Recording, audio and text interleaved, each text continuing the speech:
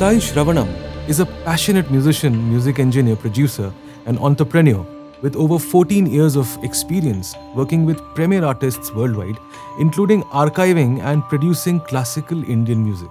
He received recognition for his work on the Academy Award winning film Life of Pi and The Man Who Knew Infinity, and he has worked on cross cultural and experimental music projects. Sai is highly regarded in the Indian classical music arena.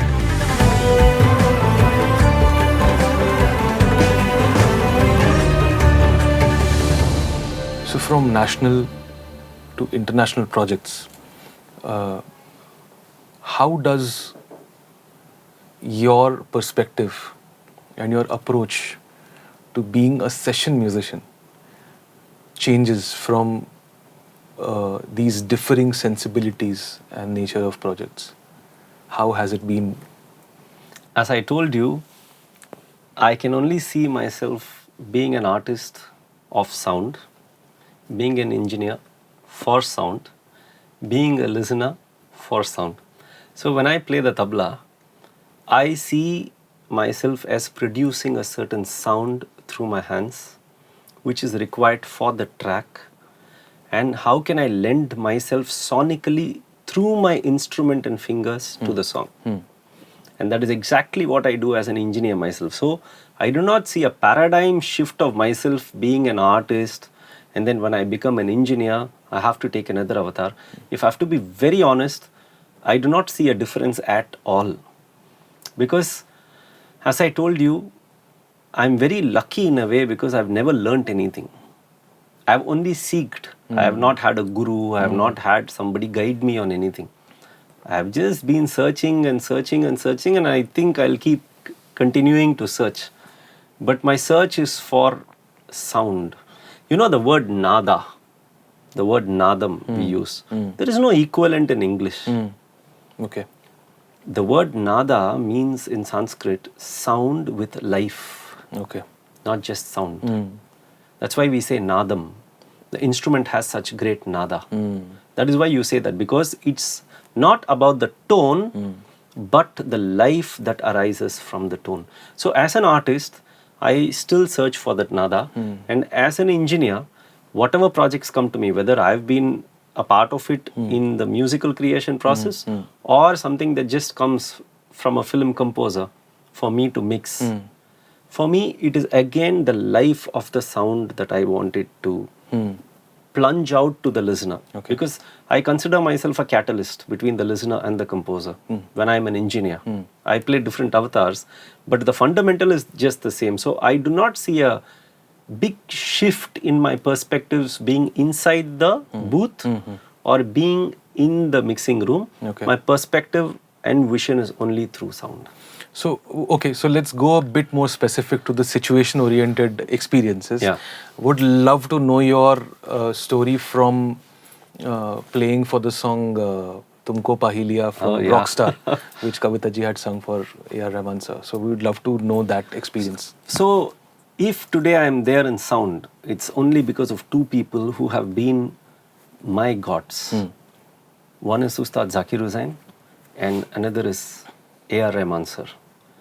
The day Roja came out, that was the day I plunged myself into understanding so many facets of sound.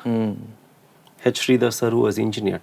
But to me, it all again comes back to how does A.R. sir actually envision a song? And to me, it is sonically, through sound, it's all in place. Everything. He could carry such a big movie like Bombay theme with just the ting, just a triangle, you know, ting, ting, ting. And then the track goes and it's a... So where is it? Is it the instrument? It's the vision. It's the sound. How he placed it. This was not happening. So A.R. sir and Ustad, like there are so many tabla players, incredible tabla players across the world. But what makes Zakir Bhai who he is the sound. The way the sound comes from his baya, the way he plays the right, the balance between the left and right. So this, in the process of A.R. sir's journey and being a big fan of him, there was this day that came where they said, you come and play for sir. what else could you, I mean, you would have posters of him in your bedroom and worship him, and then one day you have to go see him and then play tabla for him. Correct. What more can you ask for? So I was inside the studio and I didn't see him at all.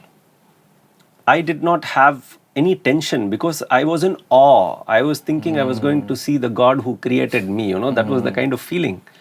I was so happy. I went and I sat, microphones were kept. I didn't know what song it was. I was waiting and waiting. And then suddenly through the glass, I see sir coming like that. And then he pushed the talk back. He said, hi. I said, sir, hello sir. So, and just before that was my tour with AR sir. There were no tabla players in a tour in Jai Ho tour. Okay. So I was in Kennedy Center in the US. Okay. And I got a call saying that I had to fill in as a tabla player immediately for a Singapore show, Jai Ho show. Okay. I had no notes, I didn't carry the tablas. But for me, if the call comes, just go with whatever you have. And my first interaction with sir was after I finished the I didn't even see him before the show. Okay. And then I went backstage to see him and then he said, very nice sound. I said, sir, thank you very much. We all can hear it. Okay. So I said, sir, thank you very much. So you're the new tabla player. I said, yes, sir. That's all. And after that, here back for Tumko recording. Okay. And I'm there and I see him. He just plays the song. I said, sir, can I have a listen? He said, just play. So he played the song. I had already tuned my tabla because they had told the scale. And I was, professionally, I'm very committed with my instruments and I'm all, you know, don't make anybody wait, just go. I said, just play. So I played, the recording went on. He didn't stop anywhere. The song went on a full run. I kept playing. At a point in time, I don't know what to do. I stopped. I had taken my hands off. And then he just said, continue. And then again, I continued to play. And then the take was over. And then he just got up and went away. I was so disappointed. I thought, did he not like what I played? Why did he not say anything to me? Why did... He should have told something. And sir just went away. Then I kept waiting. And almost 25-30 minutes passed. I got up and I went out and I said, sir, should I play anything more? Is sir coming? No, recording is over. You can go home. I still remember I came back home. I was so disappointed. It's like, probably he didn't like what I played, probably. And it was all assumption, you know. It was my love for him. I wanted him to say nice. But it was a very nice moment of self-questioning, you know. You want recognition, but it is nice you don't get recognition, but you just see what the result is. It was like a shaving of your transient, being self-consumed as an artist. So I came back home, I was a bit disturbed, and then I didn't know what was happening. And all of a sudden, one day, Tumko song comes out, and one of my friends sends me a link and says, Sai, it sounds like you. Is it you? The moment I played, it was all exactly what I played. And when I heard the song, it was the first take that sir had taken, a place where I had left and I didn't play. And then I continued playing because he said go. We're all exactly the same in the song. Like I would play a filler, and then I'll stop. And then I didn't know what to play. Correct. And then he'll say go, go, go, go. And then I'll do gung, gung, gung, gung, gung, gung, gung. Yeah. You know, it goes like that. Yes.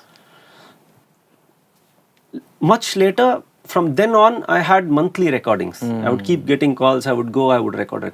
So one day, I asked him, sir, this Tumko song, you know, I didn't know that it would come just the way, sir, I could have probably played. He just told me one thing. What comes first comes from God. Exactly. What comes next comes from you. So what you played was very nice. I left it like that. Even today, when I think of it, you know, my eyes go moist. I feel so much. I mean, it's like he is a philosopher. He is a mentor. He is a father for sound, father for music for me. So my experience started there with Tumko, and the journey has continued so beautifully in all his live performances, recordings, even in Punniyan Selvan now for Rakshasa Mama. Had to do a lot of rhythm arrangements. And the vision he has is very sound-based, not just the musical notes. The sound has to hit him. That is where I worship him, to be very honest. I'm very interested, very keen to know the process of capturing the sub frequencies from the tanpura. How did you mic it without a shock mount? And of course, you must be having a very strong, very well isolated floating flow.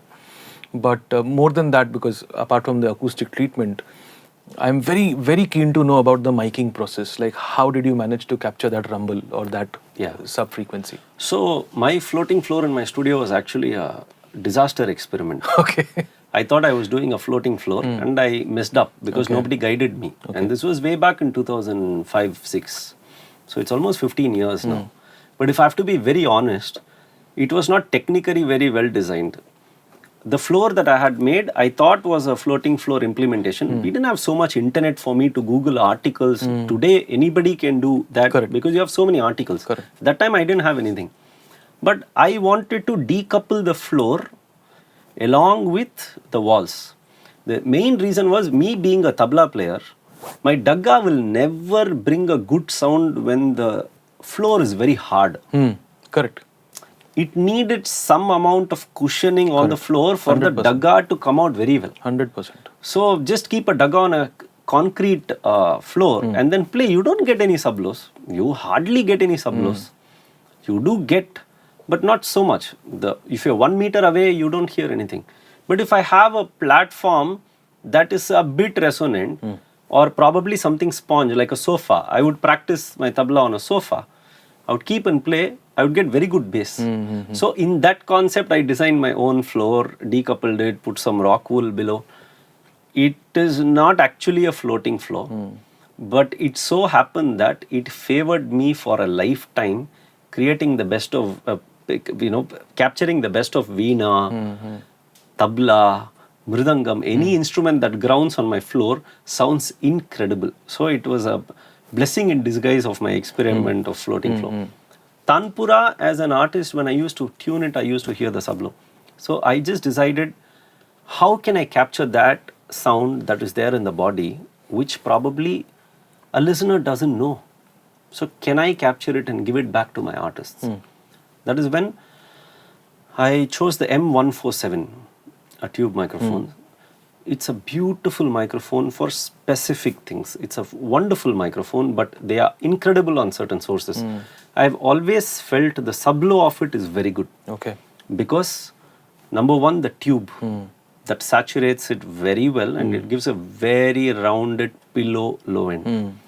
Number two, it was a very sensitive microphone. It would just pop so often, which other microphones would not do. I knew then it was responding, the diaphragm was oversensitive to sublow. So I used a normal Ahuja stand. Okay. No fancy stand, a normal steel stand. I did not use a shock mount. I just used the default the normal ring that comes. I kept it. And then I kept the tanpura very close to the mic stand. The only thing that would connect it is my wooden floor that is basically floating. Okay. And then I pushed it into a tube preamp. Okay. It was a UA 6176 that I own. Okay. Universal Audio. I pushed it into that. I saturated, and then when I opened it up, I would say a bass guitar would need to look at the tanpura and say, oh, so you have so much bass in you. That was the kind of sublow I started. It was a eureka moment for me. Where was the microphone facing? What was it looking at? It was just looking at the tanpura. At the tanpura. At the tanpura. Okay. But the intention of the bass is not coming from the diaphragm. It's coming from the body. Yes. Somebody can ask me, you could have used a piezo microphone, you could have used a pickup, stuck it on the... You don't get that sound, sorry. Correct. It just doesn't come. Correct. Don't ask me why. I do not have a scientific explanation. It just doesn't sound right to me when I just use a contact microphone to capture that.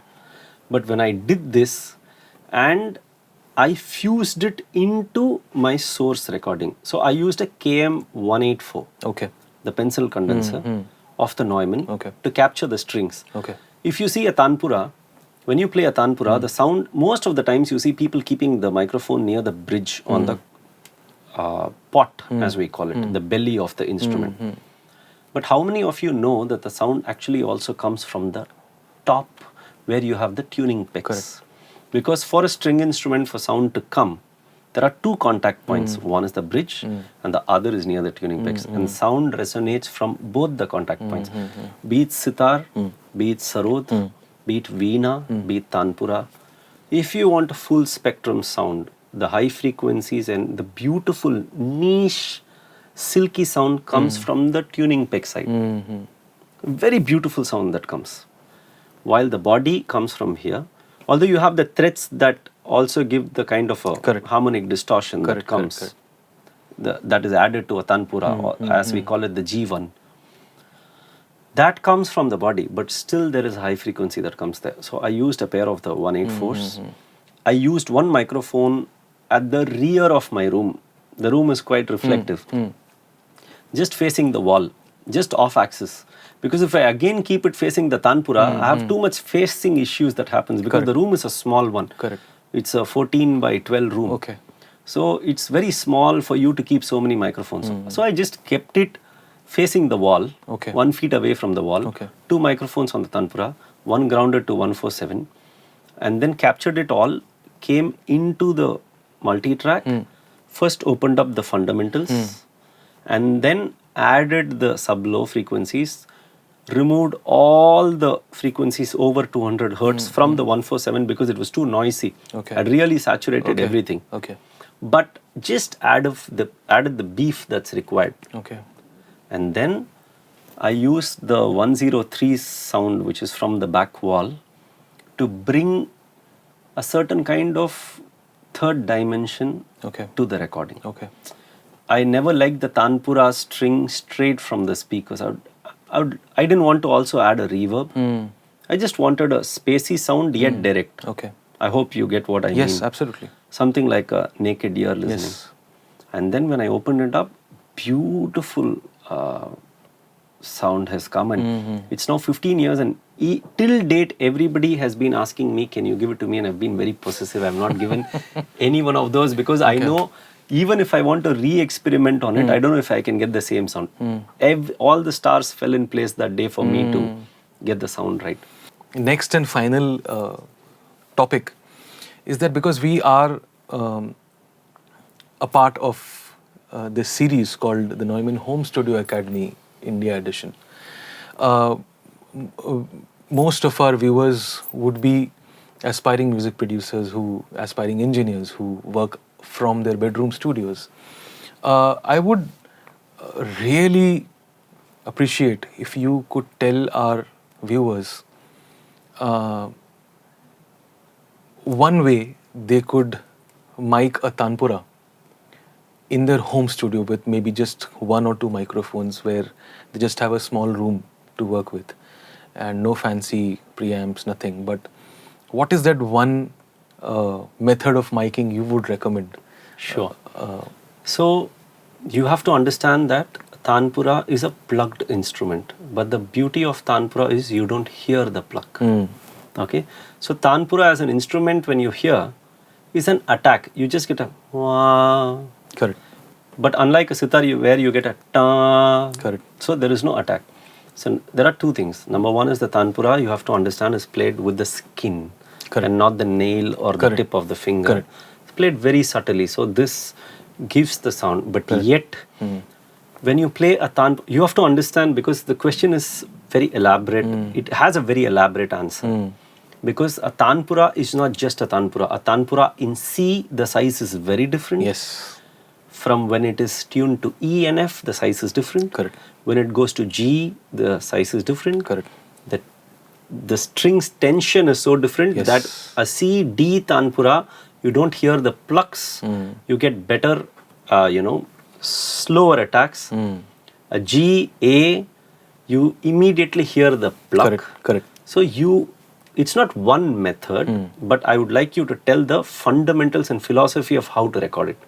First thing is close one ear, and with just one ear, because treat your ear as a microphone. Correct.